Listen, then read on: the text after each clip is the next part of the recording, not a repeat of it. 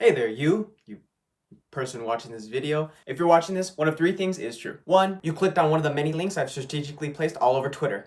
Two, you wondered, what would the news be like if it was hosted by an idiot? I mean, comedian. Or three, it's 4 a.m. and you ended up on the weird side of YouTube again after searching for Coyote Peterson videos. Whatever the reason is, welcome. Cue that poorly drawn intro and let's enter the news zone. Ayo, and welcome to another episode of Drew's Live, the best YouTube show west of the Mississippi, bringing you dining, robotics, entertainment, world, and sports news all within 7 minutes. And as always, let's start with some dining news. In dining news, alright, we're starting off with a serious topic today, and hey, United States government, if you're watching this, listen up, because people need their COVID stimulus checks now. The people, not Wall Street, not huge corporations, not your favorite politicians and friends, not Bezos or Gates, not foreign countries, legit. Your people, the citizens who put you in office, need help now. Why do you say that? Because it's been reported by the Washington Post, Eater, and literally anywhere you can get your news that people are resorting to stealing essential items like food, baby items, and personal care products to get by. I'm sorry, survive. Because they're hungry, don't have any more money, and because the government just doesn't want to help us. It honestly feels like at this point, they just don't prioritize us. Andrew, you're making all of this up. People aren't going hungry and stealing food. And even if they were, why don't they just get a job? Look, I don't know if you're ignorant, idiotic, Andrew, or just Mitch McConnell, but if I have to hit you with the facts, I will. According to the Washington Post and the U.S. Department of Agriculture, quote, an estimated 54 million Americans will struggle with hunger this year, a 45% increase from 2019. And guess what? They are. Kitchens and pantries are said to be overwhelmed with mile-long lines and thousands of patrons they just can't keep up with. On top of that, SNAP and WIC programs have taken a hit, as well as other federal assistance programs. Also, according to the Post, quote, more than 20 million Americans are on some form of unemployment assistance, and 12 million will run out of benefits the day after Christmas unless new relief materializes. And before you attack me in the comments and say, Andrew, lawmakers passed a nearly $1 trillion stimulus package last week. Not only has that package yet to be voted on by the Senate or even reached Trump's desk at the time of recording, that money also hasn't reached the hands of millions of Americans who need it. So as far as I'm aware, they haven't passed to keep average families afloat. Alright, before I move on, I encourage you to be kind to those in your local grocer. But also, if you see someone stealing something, rather than be like, "Stop right there, criminal scum! You violated my mother," just help pay for their products. Like, imagine if you were in their shoes. In robotics and tech news, I've been wanting to talk about the breakthrough technology researchers at the Netherlands Institute of Neuroscience have created for a long time. And since this is my show, I'm gonna do exactly that. And yes, as the video title suggests, it involves monkeys, the sense of sight, and one really good idea. So remember in high school bio when you learned that light passes through the retina, goes through the optic nerve to our brain, and produces an image?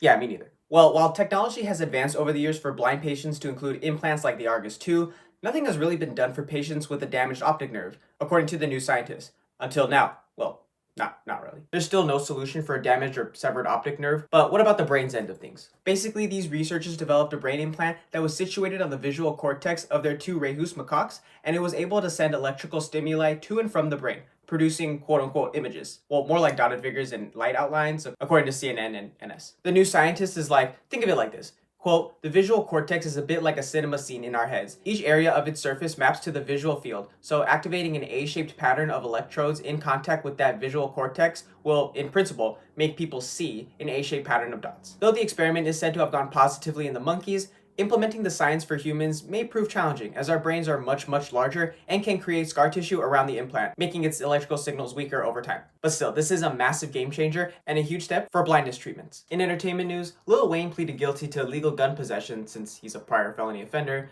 and could face up to 10 years in federal prison if convicted, according to CNN. I covered this story on a previous DNL, so go watch my other videos to find it. Alright, now we're going to talk about Time's antics and why the are Biden and Harris their persons of the year. Well, it's because people voted for them. But why? Like, of all choices, Biden and Harris? Because they won the election? No, Andrew, it's because Harris is gonna be the first female. Yeah, that's cool and all, but did they battle the incinerating blazes like our West Coast firefighters and prisoners? Like, the worst ones recorded to date? Did they work tirelessly day and night to develop a vaccine for a global pandemic or, like, even take care of one patient? Did they give monkeys sight? Well, the researchers haven't really done that. But still, did they march with Black Lives Matter protesters or get tear gas thrown at them? Like, look, I understand that Biden is going to be a better president than Trump. Well, at least I hope so. And Harris is a champion for women everywhere, but honestly, I fail to see how they, among all the other candidates, were so impactful in 2020 or even changed the world. If winning the US election is the sole reason people voted or why Time chose them, then prepare for a president every 4 years as the Times Person of the Year, I guess. In world news, I'm not going to talk about the US's hospitalization rates yet, even though they're astronomically high, but people are like, if I can't see it, hear it, smell it, or taste it, it doesn't exist.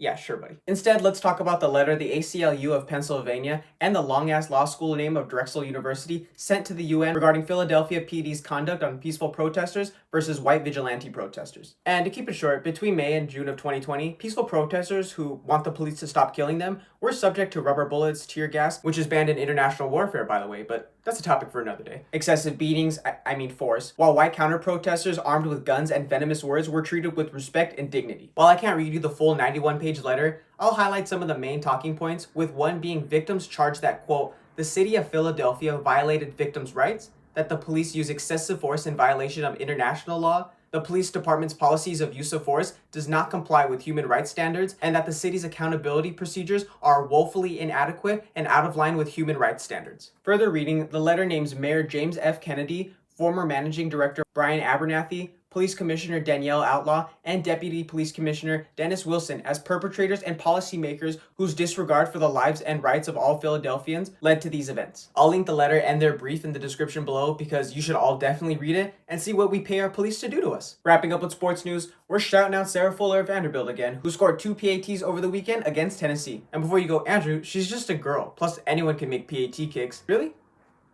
Then why haven't you? Fuller became the first woman to score a point in a Power 5 game and right now has more points than some of my college football homies on scholarship. So, yikes, fellas, step your game up. Keeping up with the college football theme, wow, there were so many upsets this weekend. LSU beat number 6 Florida, Utah slapped around number 21 Colorado, and number 17 North Carolina said, get some, to number 10 Miami. Gosh, what a weird season. Oh, and imagine losing a high school football championship game to the Texas School of the Deaf. I'm not taking anything away from them. I'm just saying, imagine losing to them. In other sports news, the MLS Cup was raised by the Columbus Crew over the weekend, which just shows you how downright weird 2020 has gotten. But as a Galaxy fan, I'm glad Joshy Zardes finally has an MLS Cup to his name. And please, come home, Zardes.